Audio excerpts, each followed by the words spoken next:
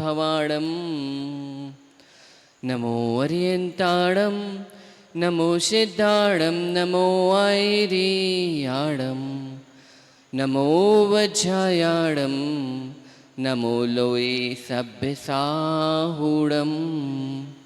बोलिए एक खजड़ भगवान आदिनाथ स्वामी की, एक खजड़ भगवान पारसनाथ स्वामी की, प्राकृत वाङ्मय के प्रधान आचार्य भगवान श्री कुंद कुंद स्वामी जी महामुनिराज की, परम पूज्य गणाचार्य श्री विराग सागर जी महामुनिराज की, सत्यात बोध वस्तुत्व काव्य रचेता आचार्य भगवान श्री विशुद्ध सागर जी महामुनिराज की, अहिंसा में विश्व जैन धर्म की।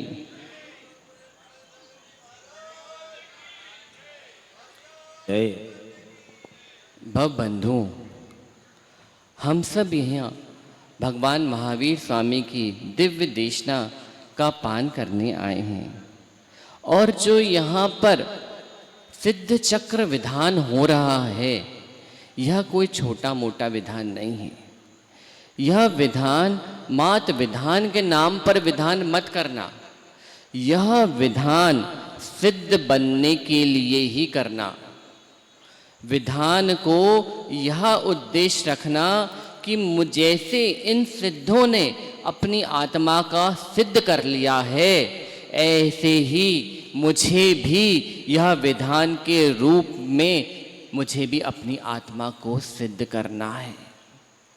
आज तक मैं मिथ्यात्व के रूप में संसार में भटक रहा था। क्या? आज तक मैं मिथ्यात्व के रूप में मिथ्या दृष्टि होकर निज आत्मा को संसार में भटका रहा था। बड़ी दुर्लभता से मुझे यह बुद्धि आई है। क्या? बड़ी दुर्लभता से मुझे ये बुद्धि मिली है कि मुझे निज आत्म स्वरूप का ज्ञान हुआ है। कोई ज्ञान अगर संसार में करना हो ना, तो लौकिक ज्ञान ने तो हमने संसार में बहुत कर लिया। लौकिक ज्ञान हम अनादिकाल से करते आ रहे हैं, तभी तो आज हम यहाँ बैठे हुए हैं। मगर जब आज यहाँ आए हैं और गुरु की शरण मिली है, प्रभु की शरण मिली है, सच्ची दीव, सच्चा शास्त्र और सच्चे गुरु अगर मुझे मिल गए हैं, तो अब मुझे जो इनसे ज्ञान करना है ना, अब वो लौकिक ज्ञान नहीं करना, लौकिक ज्ञान नहीं करना, अब मुझे निज आत्म स्वरूप का ज्ञान करना है। इस आत्म स्वरूप के ज्ञान से ही मुझे निज आत्मा की प्राप्ति हो सकती है। इस स्वरूप को तो जानना है, आखिरकार मैं क्यों कर रहा हूँ ये सब काम। ये सिद्धों की एक एक घंटे बैठकर पूजा करना, इतने मंदिर में रोज भगवान का अभिषेक करना, क्या मिलेगा इससे? क्यों करूं मैं इसको? मैं इसीलिए करूं कि निज स्वरूप क्या है।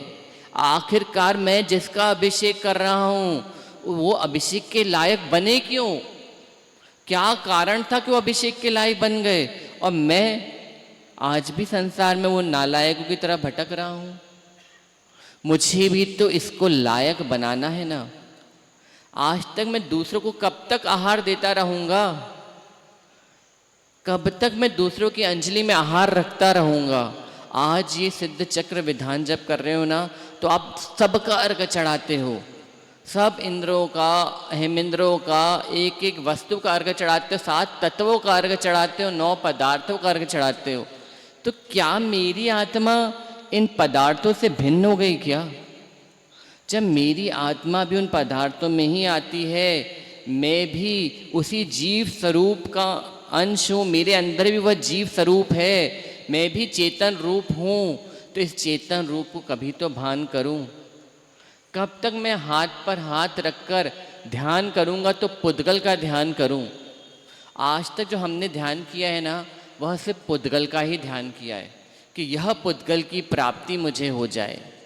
किसी भी रूप में मिले तो क्या मिले? पुद्गल मिले। चाहे स्त्री के रूप में मिले, चाहे धन के रूप में मिले, चाहे पुत्र, चाहे वस्तु, चाहे जीव, चाहे अजीव, मिले तो क्या मिले? पुद्गल मिले। इस पुद्गल के ही तो भ्रमर में हम भटक कर निज आत्म स्वरूप को नहीं जान पाए। आज जब ये सिद्ध चक्र है, सिद्ध का मतलब क्या होता है? किसी चीज़ की मुझे सिद्धि करना है। जो सिद्धि करना है ना, तो अब ये पुद्गल की सिद्धि नहीं करना। जब मैं आत्मा की सिद्धि करूँगा ना, तो पुद्गल तो स्वयं ही सिद्ध हो जाते हैं। कहते हैं ना, जब भगवान जंगलों में बैठकर ध्यान कर रहे थे, तो देवी देवता तो अपने आप सिद्ध होके आ गए थे उनके चरणों में। वे तो खुद उनकी पूजा करने आ गए। तो उन देवी देवता का क्या सिद्ध करूं मैं? क्यों करूं? ये धन लक्ष्मी तो स्वयं ही सिद्ध हो जाएगी। जब मैं कर्मों के निजरा करूंगा, पाप क्षय होगा, तो पुण्य तो स्वयं चल के आ जाएगा। उसके पीछे मैं क्यों भटकूं? क्यों भटकूं उस पुण्य के पीछे? मुझे अब किसी के पीछे संसार में नहीं भटना, क्योंकि ये कोई भी सत्य स्वरूप है ही नहीं। कोई भी सत्य स्वरूप नहीं है। जो आज मिला है तो निश्चित मानना कल बिछड़ेगा। और मिला क्यों है? कहीं ना कहीं किसी और के पास था, उसको छोड़ के आया कि नहीं?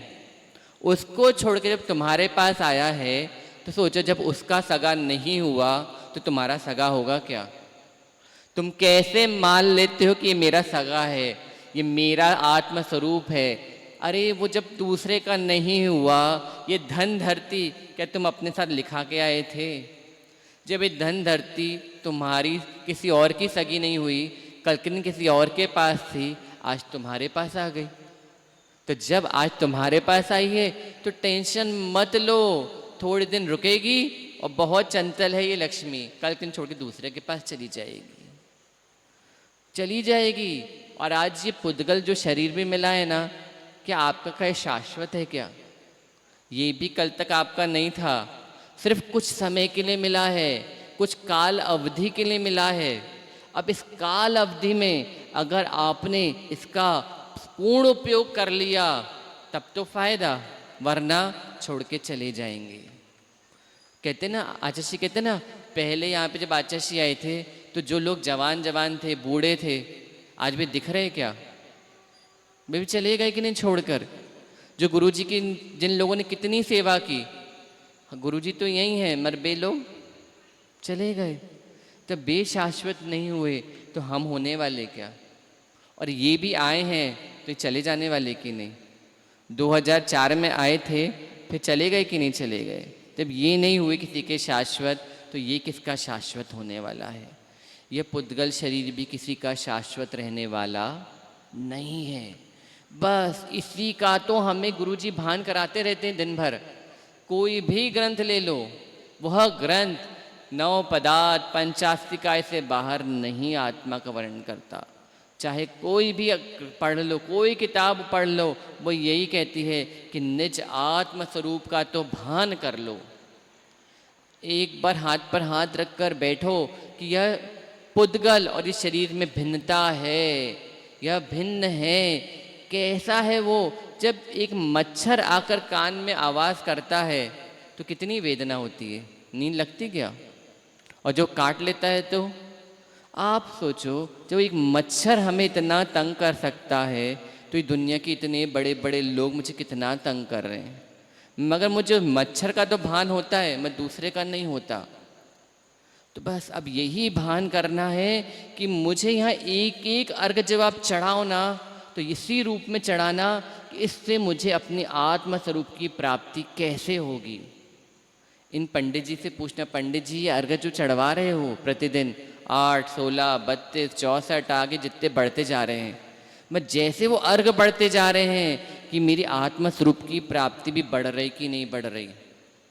मैं आज के दिन पे जब मैं वो देखो, पीछे देखना जरा, पीछे लोग बैठे हैं ना जाली के पार, और कुछ उस पंडाल के भी पार हैं। जब कुछ पंडाल के पार थे तो वो पंडाल के अंदर आ गए, पंडाल के अंदर वाले आकर नीचे बैठ गए, नीचे बैठने वाले ऊपर आ गए, ऊपर बैठने वाले इधर आ गए, और इधर वाले और ऊपर पहुंच गए। अब आपको भी यही करना है कि जैसे 8 से 16 हुए, 16 से 32, 64, 128 आगे बढ़ते जा रहे हैं, और एक दिन 108 हो जाएंगे, 1008 हो जाएंगे। तो ऐसे ही आपके अंदर भी मुझे वही स्वरूप को प्राप्त करना है कि मैं जानूं कि किस दिन मेरे अंदर भी वो 1008 लिखने के गुण आ जाएं, वो लक्षण आ जाए कि मैं भी एक दिन वहाँ से निकलूं, उस निगोद से निकल के कब मैं उस सिद्धालय को प्राप्त कर लूं। आज बस समय अपना लगाना तो इसी पे लगाना कि मुझे उस निगोद से निकलना है और 7 राजू पार कर कर कहाँ जाना है, उस सिद्धालय में जाना है। उस सिद्धालय की मुझे सिद्धि करनी है, इसीलिए यह सिद्ध चक्र विधान है। सिद्ध क्यों कहा गया? कि मुझे अपनी आत्मा की सिद्धि करनी है। अब समय को बर्बाद नहीं करना, समय किसी का सगा नहीं है। देख लो, वो प्लेन में बैठकर लोग जा रहे थे कि नहीं? सोचा था लंदन पहुंच जाएंगे, अब क्या पहुंच पाए? बे हॉस्टल में बैठ के भी डॉक्टर लोग भोजन कर रहे थे, मगर क्या पता था कि चम्मच हाथ में ही रह जाएगी और मुख में वो भोजन भी नहीं आ पाएगा। तो जब उनका आयु का भरोसा नहीं रह गया तो हमारी आयु का कोई भरोसा है क्या? आयु समय बहुत अल्प है। अब बस इसमें आत्मा की सिद्धि ही करना है और बाकी कोई सिद्धि हमें नहीं करना है। बस गुरु के जो वचन मिले हैं उस वचनों को अपने जीवन में उतार कर अपनी आत्मा की सिद्धि कर लो। बस यही भावना है कि जैसे आज इतना अच्छा विधान इतने लोग कर रहे हैं, ये सब भी कल के दिन सब मुनि बनकर, आर्यका बनकर निज आत्म स्वरूप की सिद्धि कर लें और वे स्वयं सिद्धालय में विराजमान होकर आत्मा की सिद्धि को प्राप्त करें। बोलो भगवान महावीर स्वामी की